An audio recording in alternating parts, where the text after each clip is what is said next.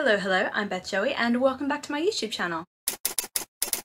If you're new here, welcome. This is a channel where I paint my face, turn my camera on and talk about some books. It is Thursday today. I have just gotten home from work. I am tired. I am exhausted. It has been a long day. It's been so stressful this week. All I want to do is curl up in bed with a good book, stick a candle on and have some comfort food, like some really unhealthy, bad for me comfort food. Let me know down below what that food is for you, but for me it is like pasta or like Macca's, like something really bad for me. But no, I am on a health kick at the moment and I am starting another weekend reading vlog, which is what you guys are here to see. Let's be honest, you probably don't care about my exercise and food journey that I'm going on this evening. As for my thoughts behind this vlog, I have a ton of murder mystery books on my TBR, which I will link up above and down below, my Snakes and Ladder TBR, which I played at the beginning of this month.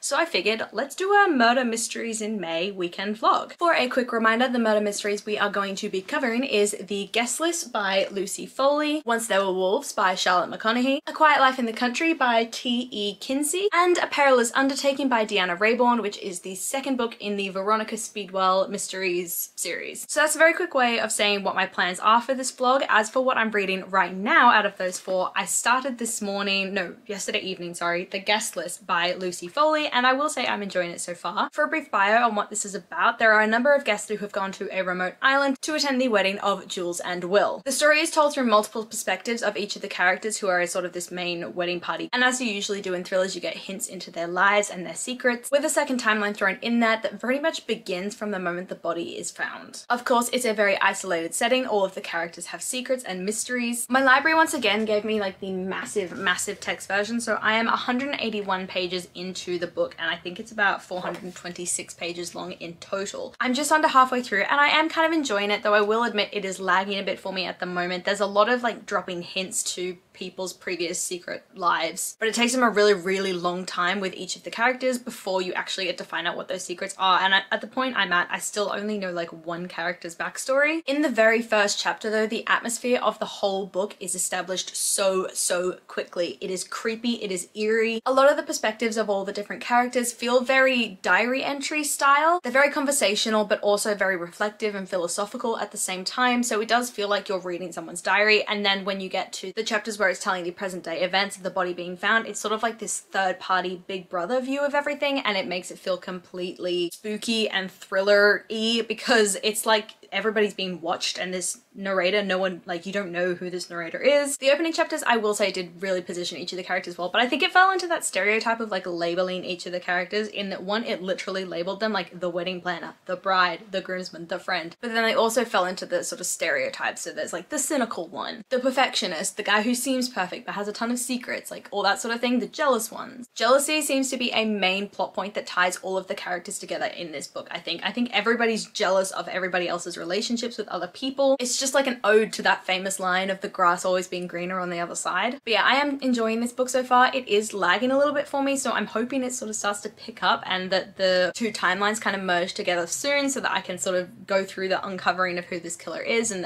the thriller side of this book. But as for right now, I need to cook myself some dinner and I need to watch Outlander because the last episode of the latest season came out like last week and I still haven't watched it, so I need to go and watch that. I guess maybe I'll update you guys later on tonight with more of this. We shall see.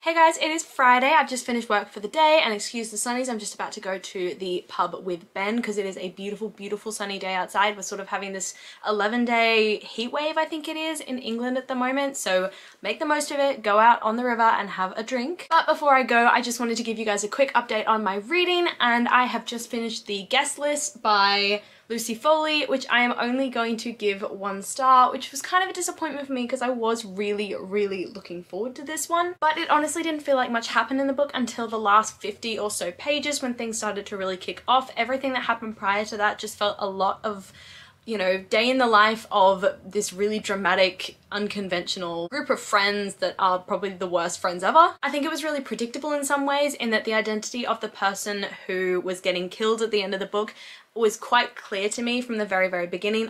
It felt quite obvious, and as each backstory began to sort of unravel, the tie that linked them all together was really very predictable. So we jumped back and forth between these two timelines, and I did really enjoy the aspect of the two timelines. However, I would have liked to have spent more time in the present day timeline when the body was being found on the wedding night, because that was the eerie, atmospheric, dramatic timeline, and that was the one where everything was happening, where they were trying to find out who had been killed, who the killer was, especially finding out who the killer was at the very end. You only got like 20 pages with that person, like dedicated time, finding out who they really were, how they were connected, why they were doing what they were doing. I think the ending at the end of the day is what really was the best part of this book, as it tends to be with some of these sorts of thrillers. In particular, it felt really full circle, in that everyone that was sort of a suspect for the person that was getting killed got the justice that I think they believed that they deserved. The atmosphere was spot on throughout this book though. I have to give it credit, because it felt eerie and haunted and spooky, and the author really played up the whole isolated island kind of things. It was made very clear that there was just no way they were going to get off the island, so they had to just figure out everything as it was, and the storm definitely added that extra level of intensity, but it just didn't feel as high stakes as I think it was supposed to. It didn't feel fast moving like I like my thrillers to feel, so it only got 1 star from me. I didn't love it, unfortunately, but I'm still going to give another Lucy Foley book a try. I'm actually going to the library right now to pick up The Paris Apartment by Lucy Foley, because I want to give one more of her books a try before I go, no, this isn't the author for me. But anyway, as I said, I'm heading out to the library now to pick up The Paris Apartment by Lucy Foley, and then I am going to go out for a beer, or to be honest, I'm going to drink a cider with Ben to enjoy the sunshine, because this heat wave, you know what, the summer doesn't last long in England, so you've got to make the most of it while it's here. Get those UV rays, get that vitamin D, drink some water, do all those healthy, fun things. Well, maybe not water, but do all those healthy things. I'll bring you guys along with me as I get my beer and sit by the river, hopefully, if I can get a seat outside, and I will see you in my next update.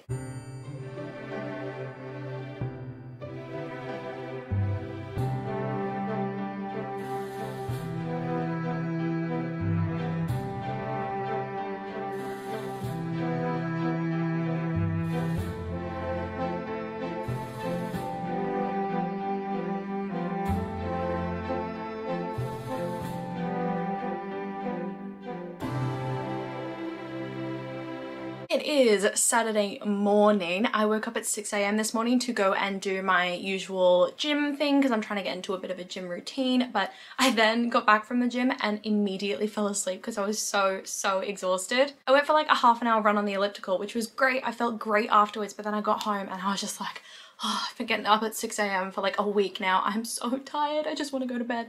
And I ended up falling asleep on the couch until Ben comes out at like 9 AM being like, I can't believe you're asleep. Like, you should have just come back to bed. And I was like, no, I was trying to read. Anyway, I don't think I mentioned in my last clip the book that I was going to move on to next after I finished reading the kind of disappointing The Guest List by Lucy Foley, but I picked up A Quiet Life in the Country by T.E. Kinsey. And if you missed it, this was the book that I picked for something with orange on the cover. So I thought, why the hell not? I'm going to do my eyes with orange eyeshadow, just to like, as a brief shout out to my Snakes and Ladder video, which I will link down below. A Quiet Life in the Country follows Lady Emily Hardcastle and her lady's maid Florence Armstrong. They are like a power couple, I think. The year is 1908 and they've just moved out of London for a quieter life. I believe they had some sort of job that required them to travel the world, solving mysteries or some sort of like ambassador kind of role. It doesn't really allude to what their old job used to be, but essentially they want to move to the country, to Gloucestershire, to just have a quiet, easier life. But not long after they move, Lady Hardcastle is forced out of her self-imposed retirement because they find a dead body hanging from a tree in the woods, and it's staged to look like a suicide.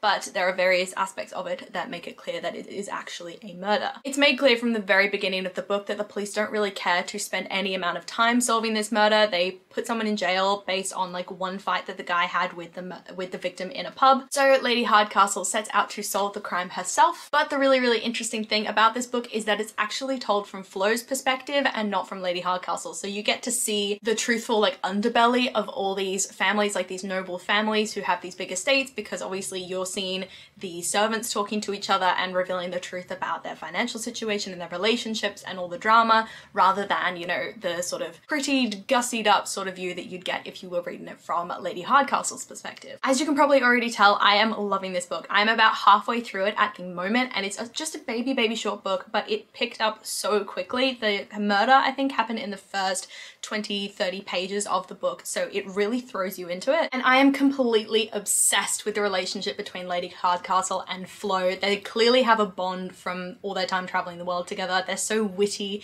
They constantly like dig at each other in this perfect way. They've got this rapport that is just bantery and beautiful, and they clearly like are against the way society sort of runs. They just want to hang out together and be friends, but obviously society sort of frowns on that a little bit because they are two single women and they're sort of breaching that divide between lady and servant, but they just don't care. They love it. And there's so much dialogue in this book, and I usually don't like a very dialogue heavy book. I'm very like plot driven usually, but in this, I'm like, I don't even care about like the murder mystery side of things. I just want to hear more of Lady Hardcastle and Flo like just chatting to each other. It's so entertaining. There's really just such a beautiful charm to this book. It gives me very much like Sherlock and Watson, but gender bent vibes. And I think at one point in this book, they even call themselves like, we're gonna be Sherlock and Watson. At the end of the day, the investigation is playing second fiddle to the actual characters themselves, which is just perfect. I think it works really, really well.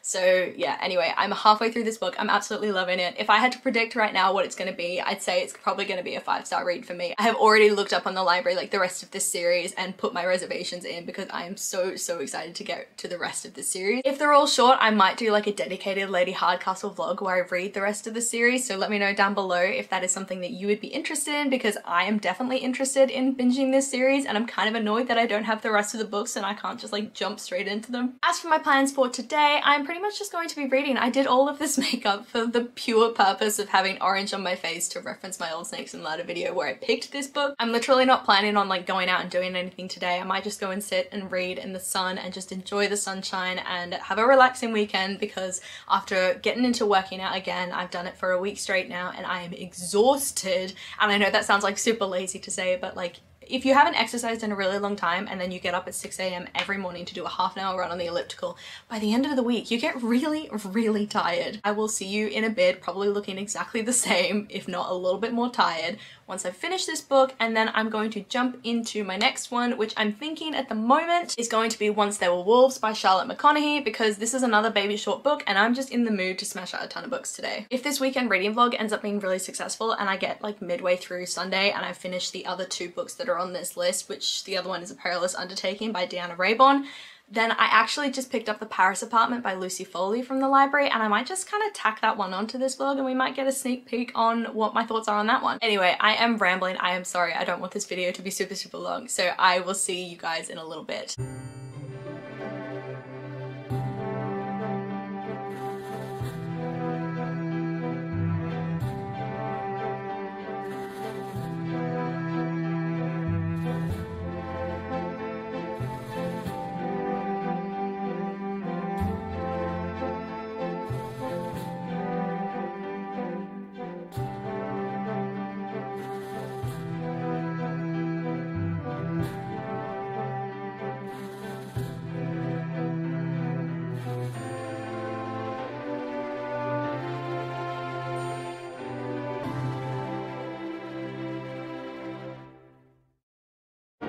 I don't know if you guys can hear or see it, but right where that tree is in the middle of the shot, there is a full-on brass band walking along the streets of Canary Wharf playing music. They were playing like a song from Jackson 5 like a moment ago. I don't know what they play now, but it's so random. I don't know where they are now, but they're playing Touch by Little Mix, which is hilarious.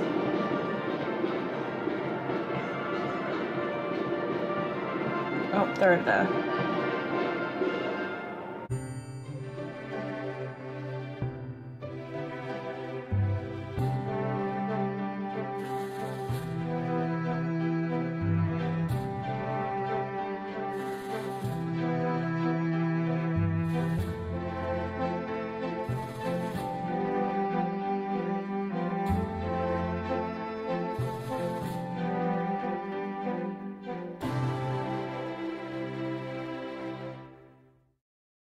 Okay, I am back. It is like 4 p.m. on Saturday, so this took me a lot longer than I wanted it to, but I have just finished A Quiet Life in the Country by T.E. Kinsey. To be fair to myself, the text in this book is really quite small, so I guess that might be why I took a lot longer to read this than I had anticipated.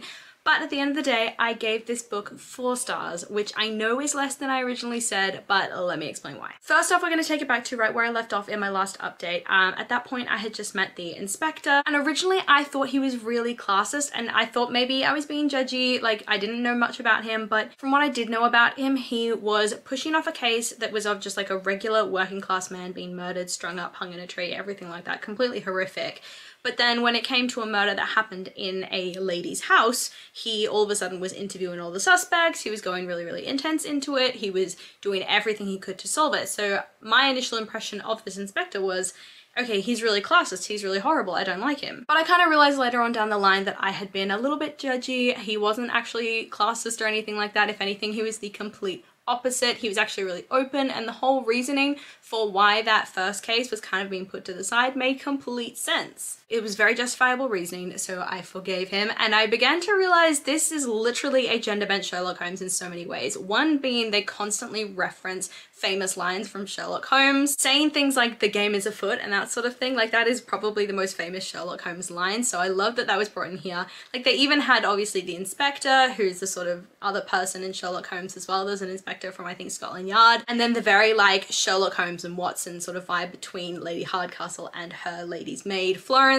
But the book kind of reminded me a little bit of Agatha Christie as well, and whilst I have not read the books, don't hate me, don't come for me, I'm basing this completely off of the fact that I've seen the movies. You know how in the movies, Hercule Poirot, I'm sorry I can't pronounce his name, he does that whole take you through the investigation, through interrogating all the suspects. This book does the exact same thing as well, which I really, really loved. I liked being taken through and literally seeing that string of consciousness in the detective's head as they're making their way through the case. So I think this book draws inspiration from probably 2 of the most famous like mystery crime series of all time. So you're probably wondering, how did this end up being 4 stars? And well, the honest truth is it had the most anticlimactic ending in the world. There was this 7-day time jump that literally came out of the blue, like so out of nowhere that I got whiplash. Right when the peak of the plot was kicking off, right when that twist happens, they did this 7-day time jump, and you're kind of like, there's no like ... thing in the middle of the page that tells you that like there's been a gap in time, there was no change of chapter.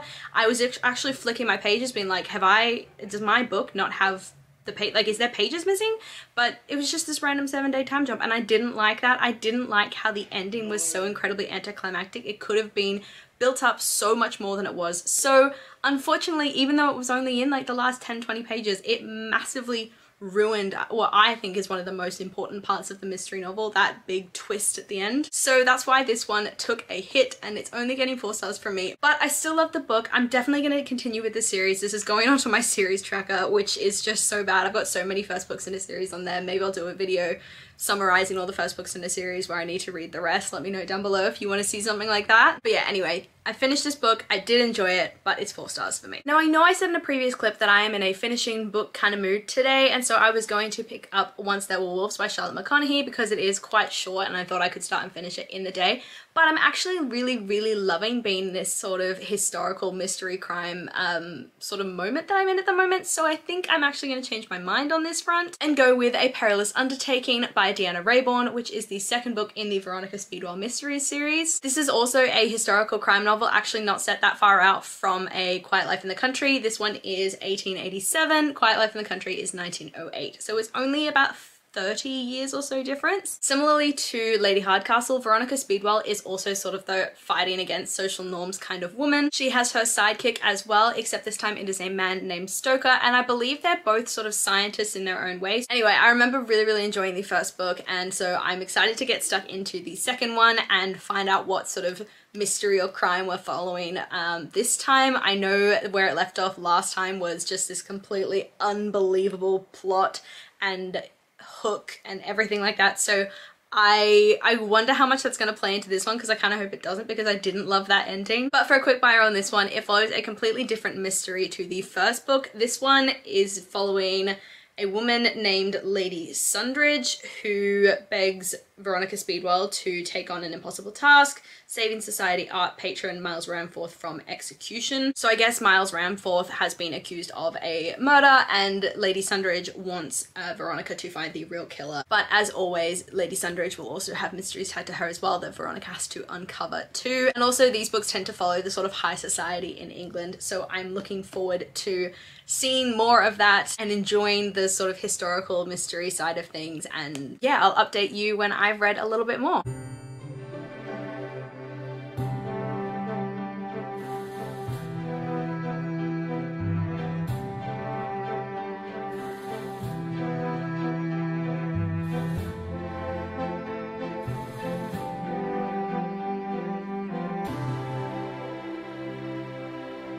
We've got ourselves a change of scenery now. I'm sitting in the lounge, decided to make my way out of the bedroom because I feel like I've been holed up in there all day. But anyway, Ben's just gone out for drinks with a friend, so I figured I'd make the most of having the place to myself and just chill, put some music on, do some fireplace thing on the TV and get all cozy and comfy while I read a bit more of A Perilous Undertaking by Deanna Raybourn. I am just over 100 pages into this book now and I am really enjoying it, which of course is always a good sign when you're doing a reading vlog like this one, because the last one that I did, which I will link up above and down below, was not successful. I didn't enjoy a lot of the books that I read. As for my thoughts on this book so far, I noted down like 28 pages into the book was when the first plot twist happened, and man, that is probably the earliest plot twist I've ever seen. And Deanna Raybourn, like, you hit hard. Like, I did not expect that one, but it made sense considering how the book kind of unfolded in the first book. You know, it made sense that that plotline was going to kind of come up again. Though I will say I didn't fully expect how intrinsically linked this series was going to become to the royal family, particularly Queen Victoria's children. And whilst I always love a familiar setting, I'm not 100% sure how I feel about the sort of fictionalization of one of my favorite monarchs, to be honest. Soon into this book, we met Lady Welly or Lady Wellingtonia or something. I can't remember her full name. And oh my God, she is an absolute no holds barred queen. I love her so much. She is not afraid to say what's on her mind, no filter, nothing. She is like, don't care if it's appropriate or not to say. She's talking about sex, she's talking about affairs, she's talking about Stoker as if he's like breeding stock. It is hilarious to read. And it feels like all of these characters, and in fact the estate entirely, it's just built on this system of like outcasts or people that are completely separate to what society would consider normal at this time. And they feel so intrinsically linked, and I really like the symbolism of that. And maybe it's not supposed to be, you know, that deeply looked into, but it does feel like a nice bit of symbolism that, you know, the estate is kind of run down and weird and scattered and has got all sorts of random things in it. And that's like the characters themselves as well. They are weird and scattered and all sorts of random professions and education levels and interests, and they're all considered sort of outcasts, I think, in society despite their titles or their connections. It lends the entire story this feeling of like progress and then whimsy as well, because you can literally never predict, one, what a character is going to say, and two, what is going to be found on the estate. Lastly, of course, you can't read this book and not mention the brewing romance, hopefully between Stoker and Veronica, or at the very least the ongoing sexual tension between those two characters. It is insane, it is palpable, you could cut it with a knife. I do like that the two of them balance each other out quite well. For example, Stoker is quite soft and sweet, unexpectedly so, when it comes to talking to some of the family of the sort of victim in this case, whereas Veronica by her very nature is quite blunt, quite to the point, and so he balances that out. But at this point, I seriously just want Veronica to give up that rule she has about English men and just go for it and be with Stoker, because those two would make such an awesome power couple sort of thing, and I would love it so much. So I'm hoping it happens soon, but I know that from what I've heard other booktubers talk about, like Katie Coulson, who loves this series, it is the most slow burn romance, so I'm not expecting it for like many books to come. But you know what, I can deal with that because their friendship and their banter and their rapport is hilarious and I love to see it. Like I said, I've got the flat to myself now, so I'm just going to enjoy it and read and take up space in the lounge and get myself a nice glass of wine or something, have my dinner, maybe watch a bit of true crime while I eat my dinner. I love this one YouTuber, Kendall Ray. She does these really amazing retellings of like true crime cases, and they're really respectful, I think, to the families, which you know, is a really, really amazing thing, because I think a lot of true crime podcasters and YouTubers, they sensationalize things, and she doesn't do that. But yeah, I'm just gonna watch that, have my dinner, and then read a bit more of this. So I will see you guys in my next update, which could be today, but potentially very likely going to be tomorrow. Excuse the very messy kitchen right now. I need to wash my dishes, but this is gonna be my dinner tonight, and it's, you know, I made it a few days ago, so it's all, you know, wrapped up in its little Tupperware containers. But we've got some pork, which is just cut into pieces, and the sauce that's with it is like a hoisin soy sauce, like Asian sauce. It's amazing. Got some rice, and then we just sprinkle some spring onions over the top. So I'm just gonna heat this all up in the microwave and then eat my dinner. And this, you know, looks revolting, but it's actually really, really yummy. I wish you guys could smell this right now. But yeah, that is my dinner tonight. We're going in bits and pieces here, it looks like. I have created the ambiance. I've got my candle ray. I've got my food, which looks kind of gross, but I promise it's really yummy. Basic white Curl vodka Coke, pretty much, because I did not have any wine that was open, and I don't trust myself to open wine because I'll inevitably open something that's fancy and regret it. And then I got my good old Becca candle, Team FU. This is her House of Earth and Blood line of candles. I love the smells, but this is one of the ones I haven't tried yet, or at least haven't tried lighting yet. So yeah, got everything sorted for a good old true crime evening with Candle Ray.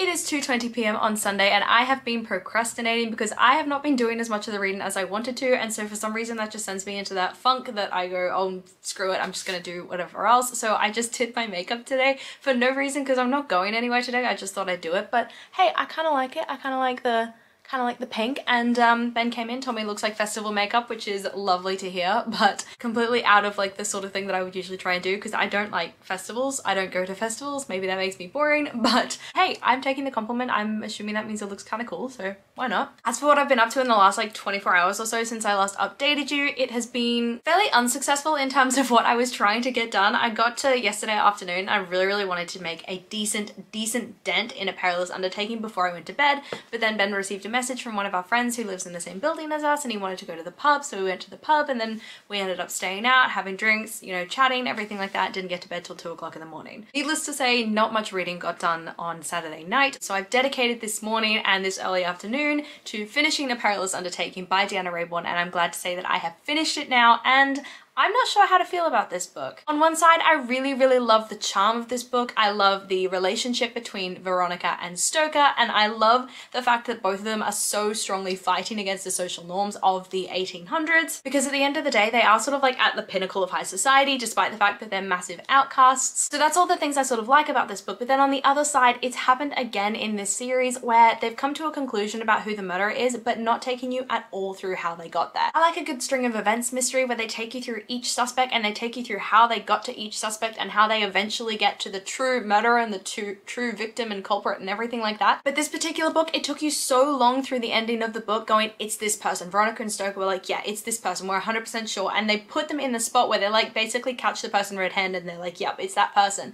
And then all of a sudden Stoker's like, oh lol, it's actually this person, and you're kind of like, how did you get there? How did you figure that out? Because that person was never a suspect ever. It's like one of those twists that's literally come out of nowhere. And some people really love that, but I like to sort of be able to look back at the book and go, oh, I totally get that, because there were little hints dropped here and there and here and there. Anyway though, taking you right back to where I last left off in my last update, I knew it was incredibly unlikely, but for the longest time I suspected Havelock, who is a sort of artist who's a mentor to a lot of younger artists, and he's like bound to a wheelchair. He's sustained some kind of injury upon finding out about the death of Artemisia, who I'm sorry, I can't pronounce her name. So based on the fact that he is in this wheelchair and he's basically incapable of sort of walking, he's incapable of like moving his hands, he's quite severely disabled, I was so suspicious of him for the longest time because he was just too charming, and there was just too many little things that he said that I was like, ooh, that sounds like a murdery thing. Like, that sounds like what a murderer would say. He would just drop little hints that would make you suspect him. And then you find out that there was like a drugging involved in the murder so that Artemisia couldn't fight back. So it goes, oh my god, that would be perfect for that guy because he obviously can't fight her,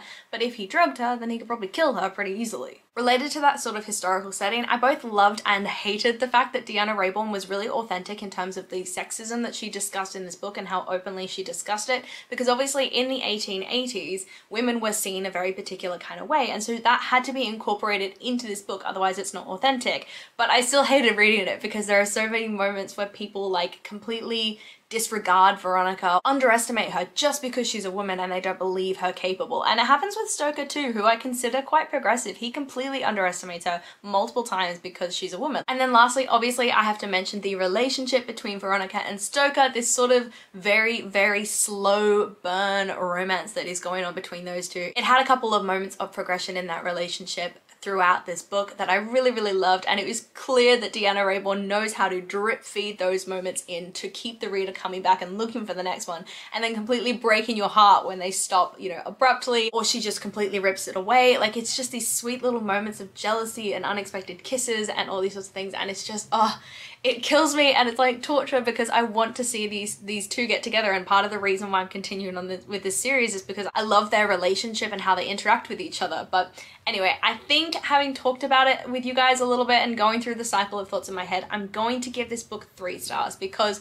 there are aspects of it that I really, really love, like that relationship between Veronica and Stoker, like some of the sassier characters like Lady Willy, like the authenticity despite the complete historical inaccuracy. But then obviously there are those things that I've chatted about that I really, really don't like. So it's gonna sit at a sort of middle ground 3 stars for me. Given how unsuccessfully last night went in terms of my reading, I'm quite glad that I have left one of these shorter books for last, and that is Once There Were Wolves by Charlotte McConaghy. I really, really want to get this book finished today, but if I can't, this reading vlog is going to extend in tomorrow, and I'm in the office tomorrow, so you're going to see me with all my like gross makeup. And anyway, this is the book that I want to be reading next, and it is the last book for this vlog. I know I mentioned potentially reading The Paris Apartment, but I think that was very ambitious. I thought I'd get my other books finished well before I did, and I just didn't, so this will be the last one. As for what this is about, I'm just going to read straight from the blurb because I don't actually know much about this book. It was an impulse buy for me. So the blurb says, Inti Flynn arrives in the Scottish Highlands with 14 grey wolves, a traumatised sister, and fierce tenacity.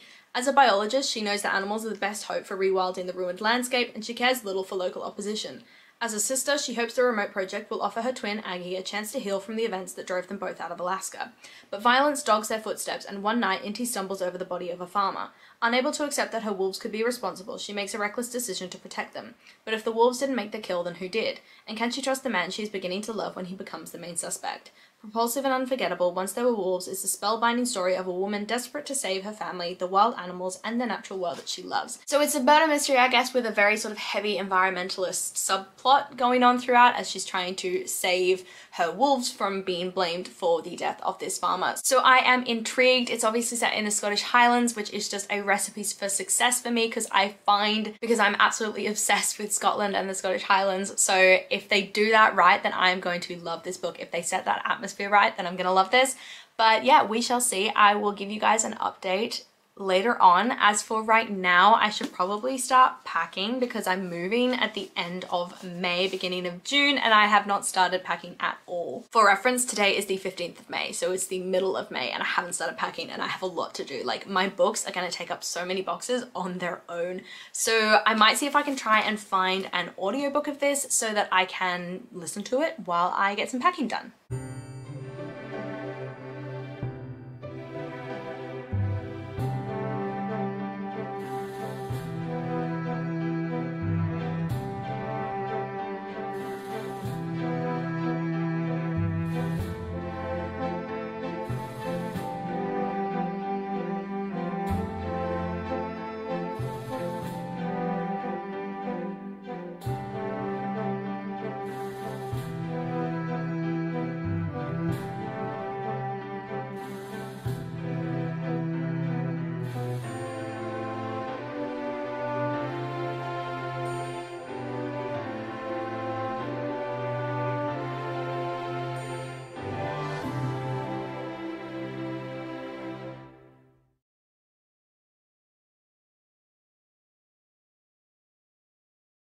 I'm gonna be honest with you guys, it's been a couple of days since I last updated you. We are now at Tuesday. I've just finished work for the day. It is a beautiful sunny day outside. It is sweltering, sweltering hot. And I have finally finished Once There Were Wolves by Charlotte McConaghy, which now that I've read it is a lot less murder mystery than it is sort of environmentalists discussing how difficult it is to really explain what needs to be done in order to get places like the Scottish Highlands back to the way they used to be before people came in and developed and sometimes destroyed the environment. Right at the beginning of this book, I was truly fascinated by the character of Inti because she has something called mirror touch synesthesia, which means when she sees people or animals experiencing some kind of feeling, whether that be pain, pleasure, or whatever, she feels it as well. She feels everything that other people feel in terms of physical experiences. And the thing that really fascinated me about that is because it meant that she was connected to these wolves that she was trying to save, not only emotionally, but physically and sort of neurologically as well, which was a really interesting complex because she absolutely refused to name them at the beginning of this book. So it's like she knew she was going to be connected to them emotionally and physically, but she refused to sort of have that emotional connection take over. I do really wish that I had done a lot more research about this book before I started reading it because there are so many instances of abuse and neglect throughout this book, both with the parents and then with the partners as well of the two girls. And there was a moment right at the end that I knew it was coming. I kind of suspected it from halfway through the book, but when it came, I was just, I felt like I was going to cry. It was insane. It was horrible. It was this horrible scene, and I kind of wish I had have known about it before I read it, because then I could have prepared for it, or maybe just avoided this book altogether, because that's just not something that I like to read. I really liked that this book did delve into some of those sort of scientific side of things in terms of how these wolves would help the environment in the Scottish Highlands, the effect that they would have, and the sort of chain link effect. Everything from like the wolves killing the deer, and then the deer not being able to eat too many of the shoots, like the tree shoots coming up from the ground, and then things being able to grow. But anyway, at the end of the day, I gave this book 3 stars. I did enjoy it. There were elements to it that I really liked, but it did sort of drag at times, and there were a lot of times where it looped in a plot line which didn't seem overly relevant. Like I think there were 5 pages or so where Inti wasn't actually sure if her sister Aggie was alive or if she was just a ghost, because obviously she was the only one having any interaction with her. And then one day Duncan sees her and she goes, oh great, I know my sister's alive. And I just didn't quite understand why that was in there, other than to really show how isolated these 2 women were in terms of the rest of their community. And that is the end of my Murder Mysteries in May reading vlog. It definitely went on a lot longer than I had intended it to, but I did find some good books in here. I did have some good experiences. So all in all, a fairly successful vlog. Let me know down below what you thought of this vlog, what you thought of the books that I've mentioned, if you like any of them, if you didn't like any of them, if you've read any of them yourself. As always, like, subscribe, and hit that notification bell to be notified when I release new content, and I will see you lovely people in my next video. Bye!